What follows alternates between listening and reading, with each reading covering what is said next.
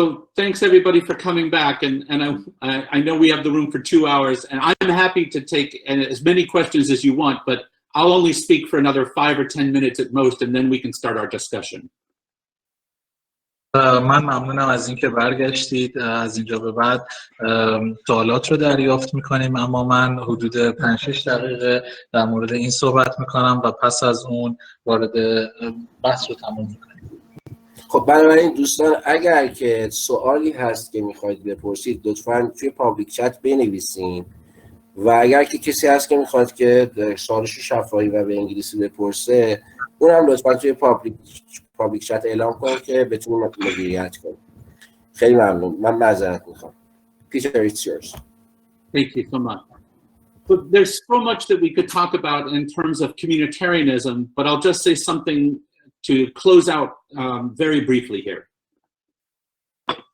مطالب زیادی هست که من میتونم در مورد جماعتگرایی بگم، اما به طور خلاصه برای جمع‌بندی این بحث مطالبی رو بیان میکنم. When we're thinking about finding out what the good is, we know now that we have to look from a lot of different perspectives. All sorts of different people have to have a say. وقتی که ما درباره این صحبت میکنیم که خیر چیست، در واقع از این صحبت میکنیم که ما بعد از مناظر مختلفی به چشماندازهای مختلفی به اون نگاه میکنیم و اینکه بقیه افراد در مورد اون چی فکر میکنن. And I think we have to be very careful about our inherent prejudices in terms of who is a member of our community and who is not.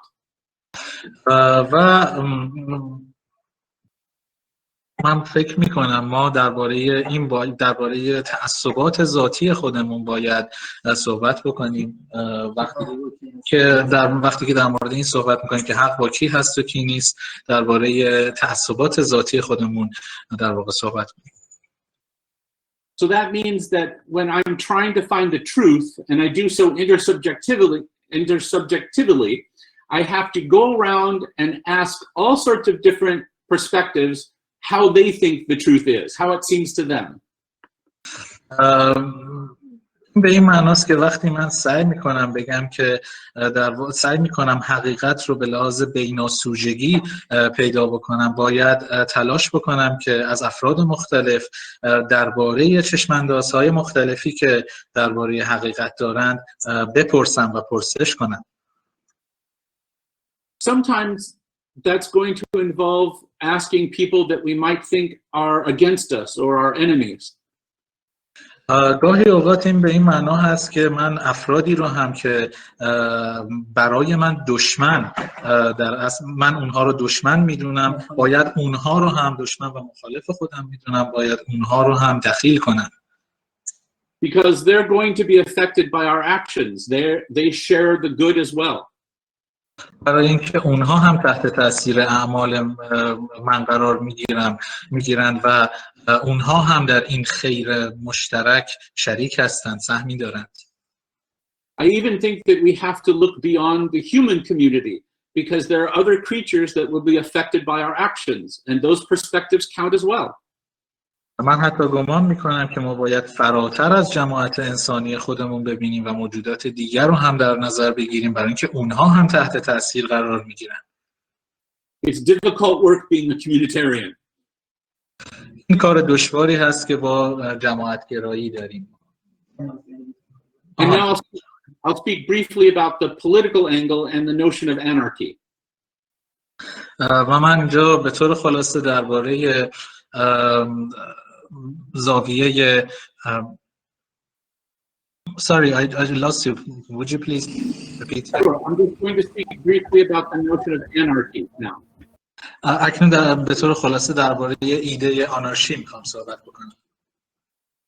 So anarchy gets misunderstood by most people, I fear. نگرانی من این هست که در واقع اصطلاح آنارشی رو خیلی ها اشتباه درک کردن. People see it as a kind of chaos where there are no rules and no structures and it's just one huge fight. مردم گمان میکنند که در واقع آنارشی به معنای هرج و مرج، نبود هر گونه ساختار یا قواعدیه. But it's not that at all. اما به هیچ وجه اینطور نیست. Anarchy simply means that we do not need the institutions that regulate our life because they take away the work of being a person for us. آنارشی به بیان ساده یعنی که ما نیازی به نهادهایی نداریم که در واقع برای ما مقرراتی رو وضع بکنند و این در واقع فردیت ما رو خودمون در واقع میتونیم اون رو اداره کنیم.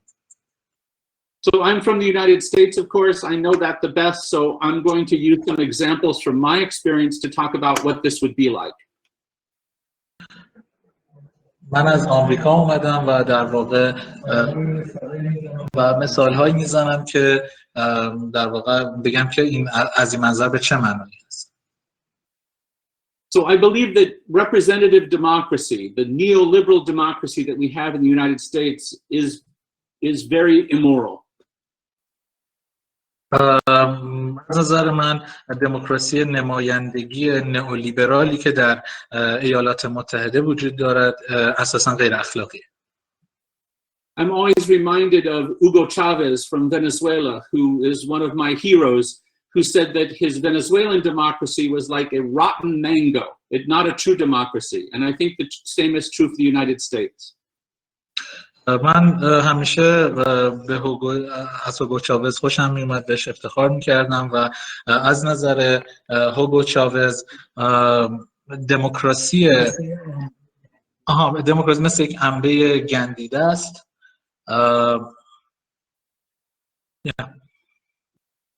So when I say the word we, I am perceiving myself in that word, but I am apperceiving you in that word, because you constitute the we as much as I do. که من از واژه ما صحبت میکنم، شما به طور غیر مستقیم اون ما رو درک میکنید. وقتی من از ما صحبت میکنم به همون اندازه که از خودم صحبت میکنم شما رو هم در نظر میگیرم. در واقع من خودم رو به طور مستقیم درک میکنم و شما رو به طور غیر مستقیم تو ادراک غیر مستقیمم به عنوان کسی که به اندازه من این ما رو میسازه در نظر میگیرم.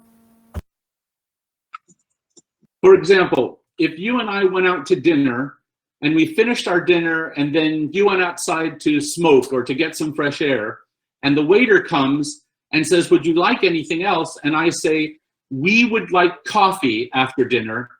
I am speaking for you because I apperceive you in the we. به عنوان مثال فرض کنید من و شما رفتیم یک جا کافه بخوریم، یه کافی شاپ رفتیم و شما رفتید بیرون حالا یه هوایی بخورید یا سیگاری بکشید و پیش خدمت میاد و در واقع میگه که شما چی میخواید. من میگم که ما قهوه میخوایم. در واقع اینجا وقتی که من از ما صحبت میکنم من خودم رو به طور مستقیم درک میکنم و شما رو هم در واقع به صورت غیر مستقیم درک میکنم. از چشمانداز شما در واقع شما غیر مستقیم. Okay. In order to be legitimate about this, I have to know you well enough to know you would like coffee so that I can make your present absence more present. برای اینکه من بتونم این ادعا رو در واقع مشروع بکنم باید اونقدر شما رو من بشناسم که در واقع حضور غیاب شما رو به مثابه یک حاضر در واقع درک کنم. In a representative democracy like in the United States, some politician will vote for me. He'll say, we, the people of Illinois, we, the people of Chicago, want this. عنوان مثال در دموکراسی نمایندگی ایالات متحده بعضی از سیاستمداران میگن که به ما رأی بدید برای اینکه Would you please repeat the last part? So the politician will make a decision in Congress, for instance, and say, we, the people of Illinois, vote the following way, or we want this. He'll use the word we. وقتی که سیاستمداران انتخابی در مجلس صحبت از این میکنند که ما مردم ایلینویس این رو میخوایم، در واقع چنین دریافتی از ما دارند. He cannot speak we legitimately because he doesn't know me. He cannot make my desires presently present because he's never even met me. نماینده در واقع نمیتونه ادعای مشروعی درباره من بکنه برای اینکه اون به خوبی من رو نمیشناسه و نمیتونه درباره امیال من به این شکل صحبت بکنه و بگه ما مردم عنوان مثال ایلینویس همچین چیزی میخوام، چون برای ما در واقع برای اونها در واقع حاضر نیست. The word we misfires. It is an unjust usage. واقعا اینجا کلمه ما اشتباه هست، پس سوء استفاده از کلمه ماست. And so phenomenologically we can see that there is little difference between a neoliberal representative democracy and a dictatorship. در واقع از این منظر ما از منظر پدیدارشناسی در واقع ما تفاوت اندکی رو بین نئولیبرالیسم و دیکتاتوری می‌بینیم. Not only do I allow politicians to speak for me in such a corrupt system, but I have institutions that do the work of being a person for me. نه فقط من اجازه میدم که در این سیستم که سیاستمداران به جای من صحبت بکنن، بلکه نهادها هم در این سیستم فاسد به جای من در واقع صحبت میکنن. In order to make the word we legitimate, in order to truly apperceive the other, we need to be face-to-face making political decisions. A democracy can't do that. A state cannot do that. An institution cannot do that. برای اینکه ما بتونیم به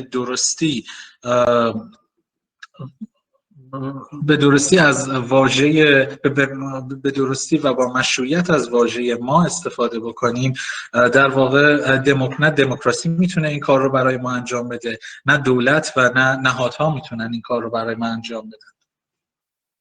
So institutions get in the way of us being people. They take over the work that we should be doing for each other, and our lives are hollowed out. It's like a bird living in a cage with clipped wings. We're unable to be who we truly are when we have to live in a society where institutions rule us. Well, it was a long sentence, Professor. Forgive me, let me start again. So, thank you. Institutions get in the way of being a person. نهادها در واقع مانع این میشن که ما یک شخص باشیم. این شخص بودن از ما میگیرن. They take over the work that we should be doing for each other and they do it instead. اونها کاری که ما برای همدیگه باید انجام بدیم رو در واقع خودشون بر عهده میگیرن و انجام میدن. So I think I said it's like our lives are hollowed out. As a person, I'm hollow inside. I can't be me. I'm like a bird in a cage that can't fly. از این جهت گویا که این سیستم من رو از درون تهی کرده و من به سان یک پرنده‌ای هستم در قفس که نمیتونم بپرم و بالم بسته است. Some examples of institutions and how they harm us then. این چند مثال از نهادها و اینکه چطور به ما آسیب میزنن. I think I don't have to care for my child's mind because I'll just send my child to school and they'll take care of it. من گمان نمی کنم که باید بچم رو به مدرسه بفرستم و بگذارم که نهادها در واقع اون نهادهای مثل مدرسه این کار رو انجام بدن. I think I don't have to care for my elders, for my parents, because when they get old, there are retirement complexes and nursing homes that will take care of them for me. من در واقع هیچ اهمیتی به والدینم نمیدم برای اینکه نهادهایی وجود دارند که قرار هست اون رو ببرن و اون وظیفه مراقبت از اونها رو هنگامی که پیر میشن بر عهده بگیرن. I think I don't have to worry about being healthy because a hospital will take care of any crisis and an insurance company will pay for it. من در واقع نباید حتی نگران سلامتی خودم باشم، برای اینکه اگر بحرانی اتفاقی بیفته بیمارستان ها هستند که اون وظیفه رو بر عهده میگیرن و نگران هزینه ها هم به نوعی نباید باشم، چون بیمه در واقع این وظیفه رو میخواد بر عهده بگیره. I think I don't have to care about justice because there are police and lawyers and judges that will take care of that for me. به گمان من نیازی ندارم که حتی دغدغه عدالت داشته باشم یا امنیت، برای اینکه پلیس و وکلا و قضات در واقع دارن این کار رو برای من انجام میدن یا به جای من انجام میدن. And when these other people and institutions find someone guilty, they'll put them in a prison and I never have to think about them again. They'll just disappear. و زمانی که من به این نهادها فکر میکنم، وقتی که این نهادها در واقع این مجرمان رو پیدا میکنن، دیگه من نیازی ندارم که نگران اون باشم، برای اینکه اینها مجرمان رو میگیرن و در واقع من دیگه اونها رو نمیبینم و نیازی ندارم که به اونها فکر کنم، ناپدید میشن. So think about this. The most important parts of being a human person have been taken over by something else. پس به این فکر بکنید که بخش عمده ای از اون چیزی که من رو به عنوان یک شخص میسازه در واقع نهادها هستند که این رو از من میگیرن و اون رو انجام میدن. What could be more important than thinking about wisdom and caring for our children, than thinking about health, than thinking about justice, than thinking about caring for our family members? And none of this work has to be done by me because institutions will do it instead. در واقع من وقتی که به مسائل مختلفی مثل عدالت، مثل خانواده، مراقبت از کودکان، بصیرت و خرد فکر میکنم، نباید به هیچ کدوم از اینها در واقع توجهی بکنم، برای اینکه نهادها این کارها رو به جای من انجام میدن. And so I've argued, and I've been arguing for a while now, that anarchic phenomenological communitarianism, what I call APC, is the only legitimate rule. وقتی که من در واقع از نظر من جماعتگرایی پدیدارشناسانه آنارشیک تنها قاعده مشروعه. It's about dismantling the institutions that oppress us and rebuilding power from below. در واقع این نوع از در واقع جماعتگرایی که عرض کردم درباره به منحل کردن نهادها، درباره منحل کردن نهادها و sorry I just lost the last part. Power from below is the important part. و بخش مهمتر اون در واقع قدرت هست که از سمت پایین باید. So I'll conclude this way. اینطور جمع‌بندی میکنم که in fact I think we can have a world where the discourse of power will no longer be what we use to describe politics. در واقع من از نظر ما میتونیم جهانی رو داشته باشیم که گفتمان قدرت در واقع به صورتی که اکنون در سیاست توصیف میشه نباشه. Because the point is not for the people to gain the power over someone else, but rather to not have power over anyone so that power becomes unimportant.